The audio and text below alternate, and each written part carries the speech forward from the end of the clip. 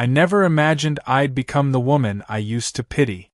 The kind who drifts through her own life like a ghost, floating past mirrors, unsure of who's staring back. I didn't think it would be me. But it was. My name's Angela Whitmore.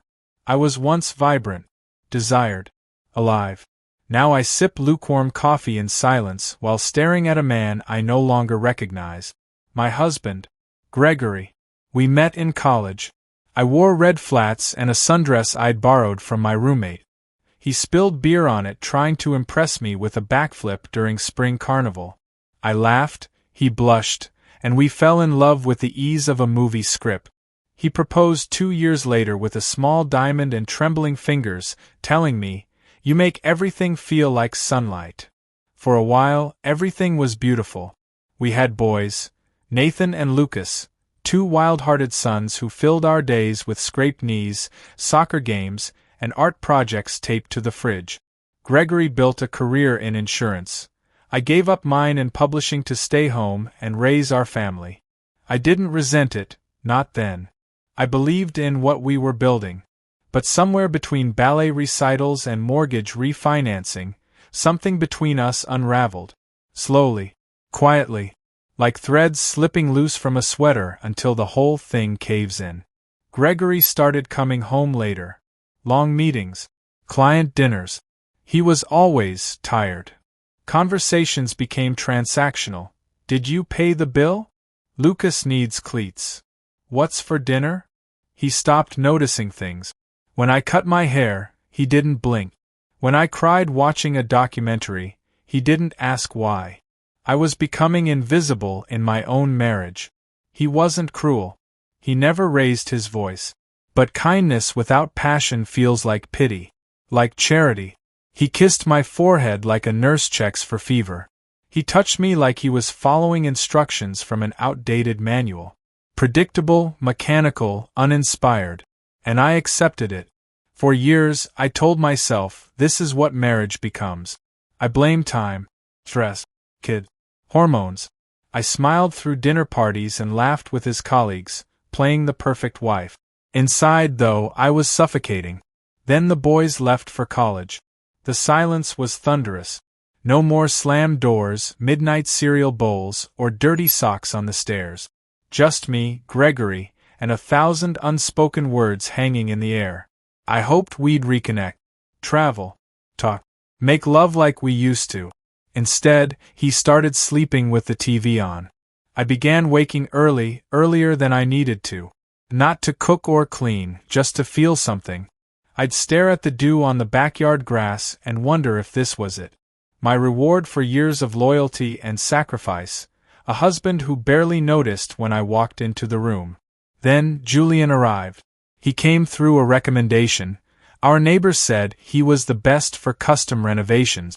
Gregory agreed we needed a kitchen upgrade. "We'll add value to the house," he said. I wasn't thinking about resale. I wanted to fall in love with something again, even if it was just countertop. Julian knocked on my door on a Monday morning. I wasn't ready for him. I wore a soft robe, no makeup, my hair half up. I opened the door and my breath caught. He wasn't what I expected. Tall, sun-kissed skin, lean frame, hands rough with work, tattoos peeked from beneath rolled sleeves. His eyes were storm-colored, gray with flickers of silver. He smiled, slow and sure, like he already knew secrets about me I hadn't said out loud. "Angela?" he asked, voice rich as velvet. I nodded. "Nice to meet you. I hear we're going to do something beautiful together." I laughed, flustered. He noticed. He moved through my home like he belonged there. Confident but not arrogant. He complimented my tile choices, asked about my favorite colors, listened as I rambled about natural light. He stood close, closer than necessary, but never crossed a line. That first week, he came every day. We started sharing tea in the afternoons, going over ideas. He made me laugh. Not polite chuckles. Real, belly-deep laughs I hadn't felt in years. He noticed things. The way I curled my toes when I was thinking. The necklace I wore that Gregory hadn't commented on in a decade. He asked questions. What's your dream vacation? Do you like thunderstorms? What did you want to be before you became a wife? That last one cracked something open. Before marriage, I wanted to write novels. Dark, lyrical ones. I had a degree in literature, dreams of New York publishers. Instead, I edited PTA newsletters and grocery lists. Gregory never asked about those dreams. But Julian did. He made me feel like I still mattered, not just as a mom or a wife, but as a woman. A breathing, wanting, thinking woman. One afternoon, we reviewed cabinet samples. Our hands brushed. Neither of us pulled away. He looked up, eyes burning with something raw. I felt it, deep. My chest tightened, my skin flushed. He leaned in slightly, voice low. You're electric, you know that? I didn't respond. Couldn't. My pulse thundered in my ears. He didn't kiss me. But he didn't have to. That night, I climbed into bed next to Gregory. He muttered something about work, rolled over, and fell asleep. I stared at the ceiling for hours, haunted by a man who hadn't even touched me. I told myself it was just a tension, a crush, nothing dangerous, until he didn't show up the next morning. No text, no email, nothing. I felt sick, irrationally upset. My stomach knotted. Was he avoiding me? Had I misread everything? Or worse, did he know how easily I could be tempted? The knock came at 7 p.m. I opened the door, heart in my throat. Julian stood there, soaked from the rain, eyes darker than I remembered. Sorry, he said. I had a situation on another job site. I shouldn't have just disappeared. I nodded, saying nothing. He stepped inside, dripping. I've been thinking about you all day, he added quietly. Lightning cracked outside. The air in my foyer pulsed. He reached for my face, thumb brushing my cheek. You deserve to feel wanted, Angela. Not tolerated. Not ignored. Tears filled my eyes. I hadn't realized how starved I was for tenderness. I can't do this, I whispered. He nodded, stepping back. But do you want to? I didn't answer. My silence was loud. Gregory called from upstairs. I jumped. Julian left. But something had begun. And deep down, I knew. Life as I knew it was already over. Julian didn't come over the next day. Or the day after. But the scent of him, the electricity he'd stirred inside me, clung to the air like smoke. Every creak of the stairs, every buzz from my phone made my breath hitch. I was waiting for him.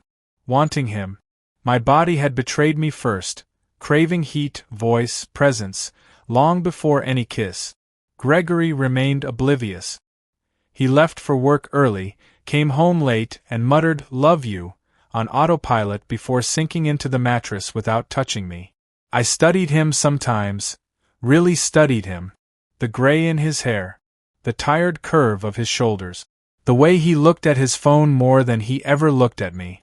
We were strangers sleeping in a shared tomb. Thursday afternoon, Julian texted.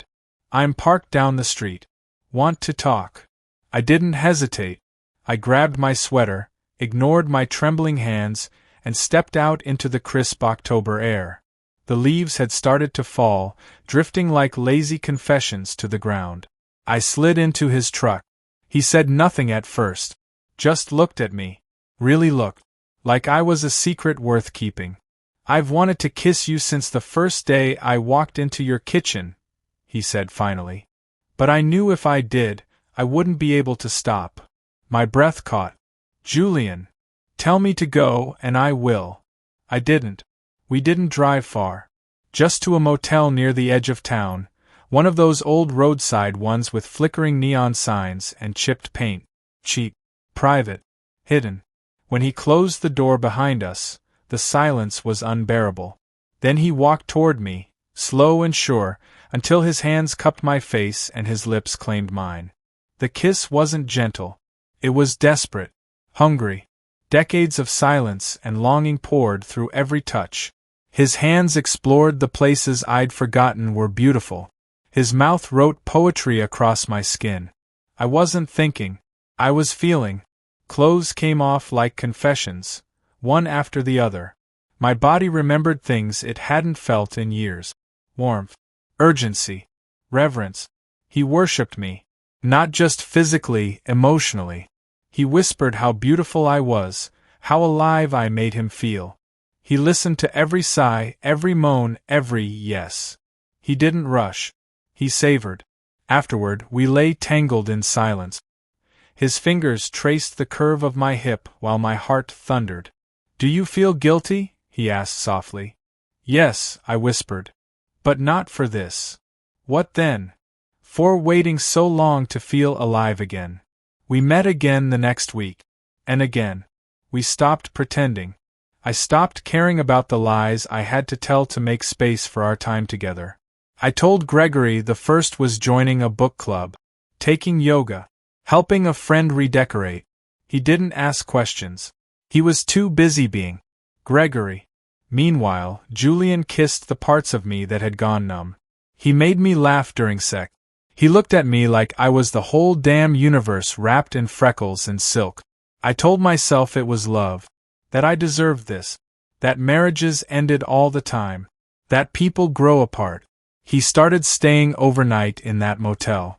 We'd talk for hours. About music, childhood scars, where we'd run away to if nothing was holding us back. He told me about his own wreckage. His father's violence, a broken engagement, the business that almost went under. I told him about the abortion I never told Gregory about in year 4. The miscarriage in year 7. The way I used to write short stories in the middle of the night but threw them away before dawn. He told me I was the bravest woman he'd ever met. He started calling me Angel. And God help me, I started dreaming of a life with him. I imagined telling Gregory. I rehearsed it in my head, 1,000 versions. I'm not in love with you anymore. I've met someone. I'm sorry. But I couldn't say it. I couldn't pull the trigger on the world I'd built, not yet. So I kept lying. Until Nathan came home unexpectedly one weekend from college. I was slipping back into the house after an afternoon with Julian, cheeks flushed, blouse wrinkled, hair still wild with evidence. I found my son in the kitchen pouring cereal. "Hey Mom," he said, chewing casual. "Where were you?" My mouth dried. "A yoga class." He raised a brow. "You don't do yoga." I laughed nervously. "I do now. Midlife crisis, you know." He smiled, but something in his eyes shifted. Suspicion. Awareness. I kissed his cheek and hurried upstairs. Later that night, I texted Julian. "I need to talk to Gregory. Soon." His reply came quick. "Leave him. We can start over. I want you. All of you." I stared at those words until my screen dimmed. Could I really do it? Walk away from 25 years? From the father of my children? From the version of me who always did the right thing? Julian made me feel like the best version of myself. Gregory made me feel like a shadow. The choice should have been easy. But love isn't math. 2 nights later, Julian showed up at the house. Unannounced. Gregory was at a conference out of town. The kids were gone. The house was quiet. Julian brought wine, a record player, and a rose. "I want to see what it's like," he said, "to just be in your world. Without clocks. Without secrets." I let him in. We made love in the bed I once shared with Gregory. We played music. We danced barefoot in the hallway. He cooked me eggs in my own kitchen while I wore nothing but his shirt. It was beautiful. Terrifying. Intoxicating. The next morning, while the sun leaked gold across the floor, he pulled me onto his lap and whispered, "Let's run away." I laughed. Where would we go? Anywhere. Everywhere. Let's sell everything. Let's start a life with no maps. That was the moment I decided. Not because it was practical. Not because it was fair. But because I wanted to believe in magic again. That night, I told Gregory. I told him I wasn't happy. That I had fallen for someone else. That I was leaving. His face went pale. Then blank. He didn't yell. Didn't cry. He just said, "So that's it? After everything?" I nodded. He whispered, "You were my whole world. I said nothing. I didn't even feel the weight of his heartbreak. Not then. I was already gone. Julian helped me pack. I moved into a tiny apartment above an antique store. We spent the first week in bed. Laughing, drinking, making love on the floor. For a moment, I believed I'd made the right choice. For a moment, I was happy. But moments are short. And truth has teeth. And I was about to bleed. Moving out of the house felt like shedding a skin I'd worn too long. The rooms I once filled with birthday balloons, Sunday dinners, late-night lullabies, all hollow now. Echoes of a life I chose to abandon. Julian carried the last box to the car while I locked the front door, my hands trembling. He kissed my forehead. "It's just a house, Angel. We're building something better." I believed him. Our new place sat above a little antique shop with dusty windows and creaky stairs. 2 rooms, a tiny kitchen, 1 bathroom. The walls were cracked, the floor uneven, but Julian looked at it like it was a palace. "Ours," he whispered, wrapping his arms around me. Finally. The first few weeks felt like a movie montage. Coffee in bed, morning sex, long walks downtown. He brought home candles that smelled like cedar and leather. I wrote again, scribbling poetry on napkins, ideas in the margins of cookbooks. He painted while music played loud and sweet. We made grilled cheese at midnight, drank wine on the windowsill, kissed until we forgot where we were. I felt free, young, beautiful. Then the mail came. A letter from Gregory's lawyer. A notice from the bank. A sharp dip in my checking account. Reality finally catching up. I had no job. No health insurance. No plan. When I left Gregory, I left more than a man. I left a whole infrastructure. He handled the bills, the taxes, the investments. I hadn't even realized how much I depended on him until the safety net disappeared. I started panicking at night. I'd lie beside Julian, staring at the ceiling, wondering if I'd made the biggest mistake of my life. Then came the silence from my sons. Lucas blocked my number. Nathan sent one message. "I don't know who you are anymore." No more group chats. No calls. No birthdays. Just a vacuum where my boys used to be. I cried the night of Lucas's birthday. I'd mailed a gift. He returned it unopened. I tried calling. He let it ring. Julian tried to comfort me. "They'll come around, Angel. They're just angry right now." But deep down, I knew they weren't just angry. They were ashamed. And worse, so was I. I started picking up shifts at a florist 2 towns over. Minimum wage, cold fingers, long hours on my feet. Julian didn't mind. At first. He said he admired my work ethic, kissed my temple, offered to cook dinner when I came home exhausted. But slowly, cracks formed. He stopped painting. He stopped bringing candles. He stopped making love like I was sacred. He was always home, but never helping. The rent came late. The groceries got cheaper. He started smoking again. Said he needed to clear his head. Sometimes he'd disappear for hours. Once, a whole night. When I asked where he was, he bristled. "I'm not Gregory. I don't have to explain myself every second." I swallowed my questions. One night, I came home from the shop to find a woman in the stairwell. Young. Tight dress. Smudged eyeliner. She looked me up and down. "You live with Julian?" she asked. My throat went dry. "Yes." She smirked. "Of course you do." And walked away. I waited for him until 3 a.m. When he finally stumbled in, I asked who she was. He laughed. "A friend. You don't trust me now?" "I left my entire life for you," I snapped. "Yeah?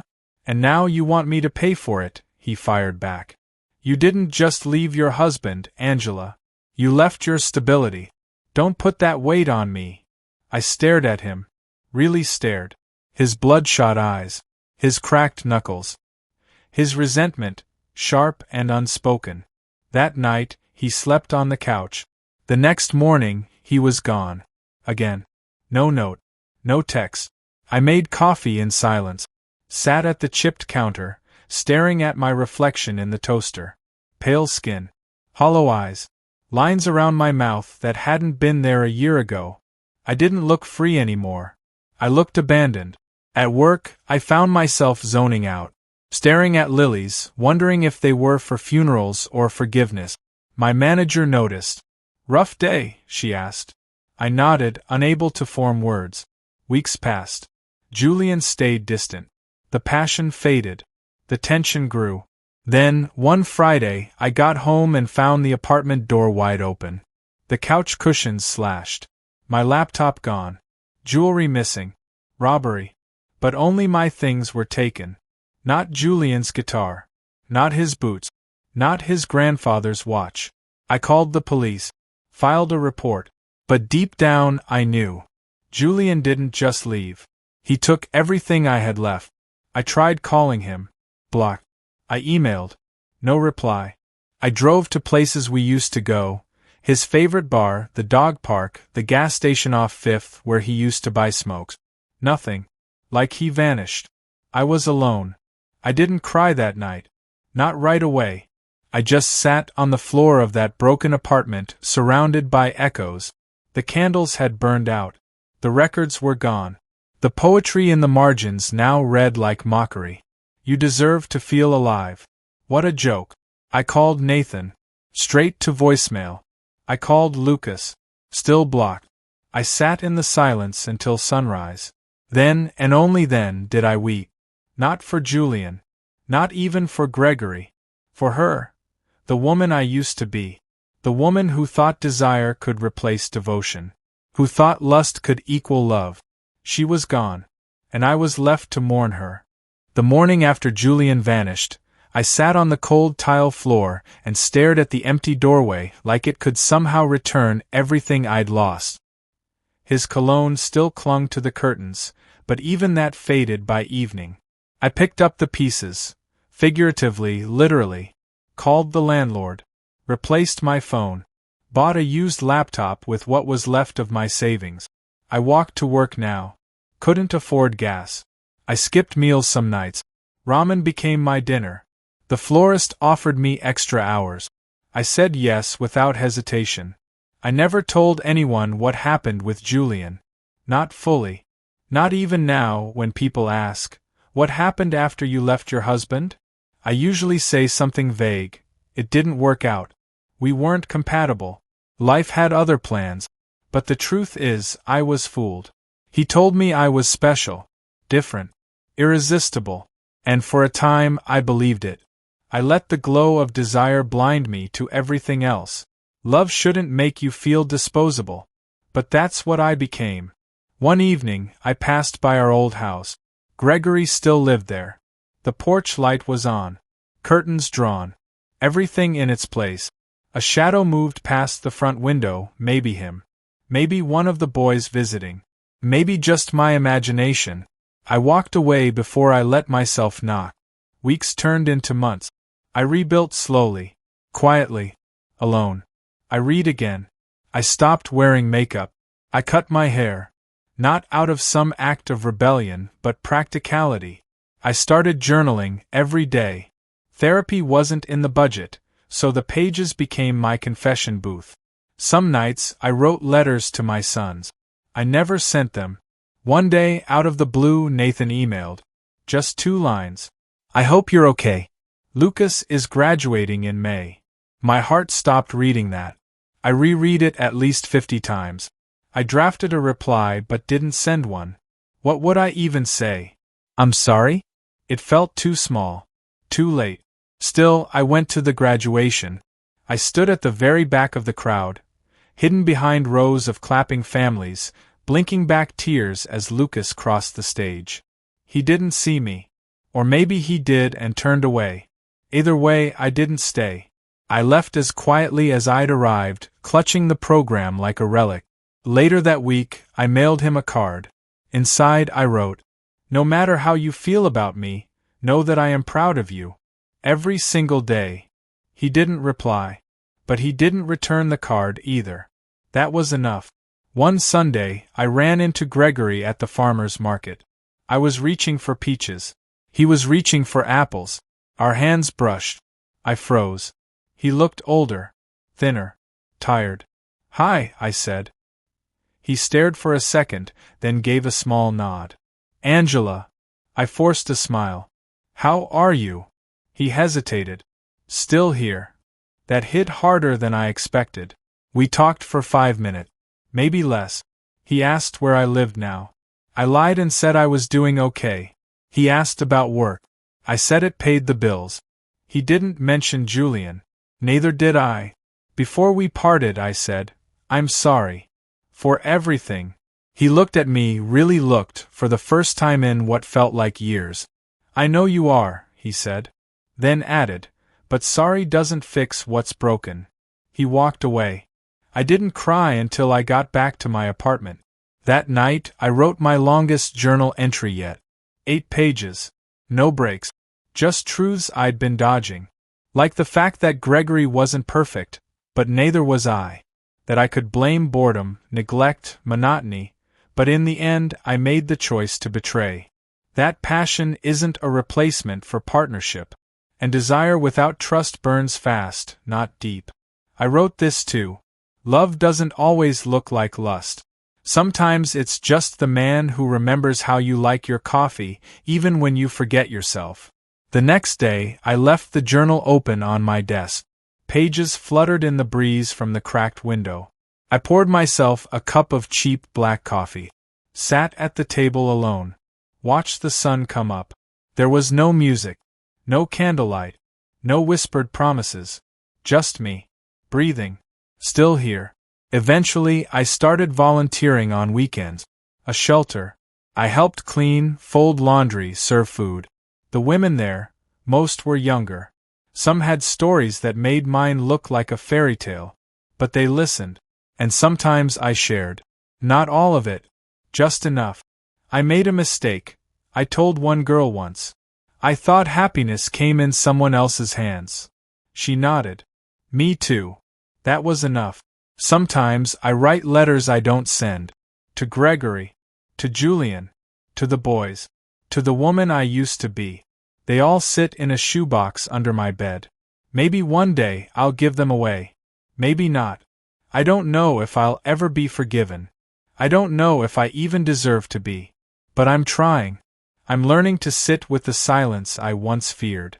I'm learning to find peace without needing to be someone's everything. People still say I was selfish. That I ruined a family for lust. That I traded 25 years for a fling. Maybe they're right. But I also know this. You can lose everything and still find yourself. You can betray someone and still be human. You can be the villain in someone else's story and still find grace in your own. Now, when I pass mirrors, I don't look away. I don't always like what I see, but at least I recognize her. Me. Flawed. Haunted. Still standing. Still learning how to live.